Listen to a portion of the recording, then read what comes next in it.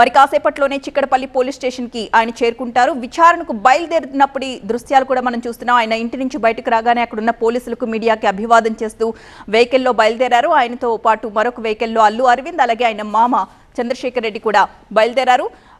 కానీ లోపలికి police station లోపలికి మాత్రం అడ్వకేట్ ని మాత్రమే అనుమతిస్తారు. విచారణ సమయంలో అడ్వకేట్ అశోక్ రెడ్డి ఆయనతో పాటు అల్లు అర్జున్తో పాటు పోలీస్ స్టేషన్ లోపలికి విచారణకు హాజరవుతారు. మరి కాసేపట్లోనే ఆయన వెహికల్ అక్కడికి చేరుకుంటుంది. ఆ నేపథ్యంలో పూర్తిగా భారీ బందోబస్తు నడుమ ఆయన లోపలికి వెళ్ళబోతున్నారు. అర్జున్ని చిక్కడపల్లి ఏసీపీ రమేష్, సిఐ రాజు నాయక్ విచారించబోతున్నారు. సంధ్యా థియేటర్లో ఘటన జరిగిన సమయంలో వీరే అక్కడ ప్రత్యక్షంగా ఉన్నారు కాబట్టి సో వీరి మధ్య అసలు ఏం జరిగింది అనేది వివరాలు కూడా ఒకసారి రాబట్టబోతున్నారు. సో మనం ఏ క్షణమైనా అల్లు అర్జున్ వెహికల్ స్టేషన్కి చేరుకునే విజువల్ మనం చూడబోతున్నాం. చిక్కడపల్లి పోలీస్ స్టేషన్ దగ్గర ప్రస్తుతం ఒక మీడియా పరంగా కూడా అక్కడ నుంచి ప్రత్యక్ష ప్రసారాలు మీకు ఓఎస్ఎస్ ఫర్టిలిటీలో అమ్మ నాన్నలకి పర్సనలైజ్ ట్రీట్మెంట్ ఇచ్చారు.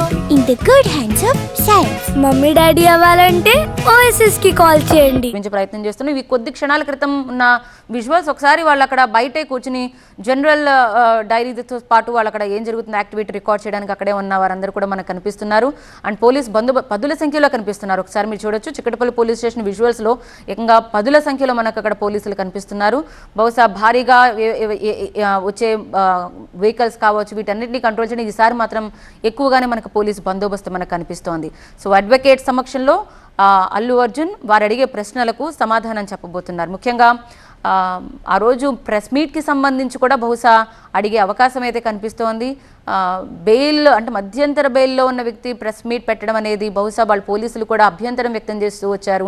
పర్మిషన్ కూడా తీసుకోకుండా రూల్స్కి విరుద్ధంగా పెట్టారనే ఒక వాదన కూడా ఉంది కాబట్టి దానికి సంబంధించి కూడా బహుశా పోలీసులు అడిగే అవకాశం కనిపిస్తోంది. ముఖ్యంగా సంధ్యా థియేటర్లో ఘటనకు సంబంధించి ఎక్కువగా ప్రశ్నలు ఉండబోతున్నాయి. బికాజ్ వారు చెప్పామని చెప్తున్నారు, వీరు తన వరకు చేరలేదు ఇన్ఫర్మేషన్ అని అల్లు అర్జున్ చెప్తున్నారు. ఎక్కడ మిస్కమ్యూనికేషన్ అయ్యింది, ఏది నిజం, ఏం జరిగింది అనే దానికి సంబంధించి బహుశా ఇప్పుడు పూర్తిగా క్లారిటీ తీసుకునే అవకాశం కనిపిస్తోంది.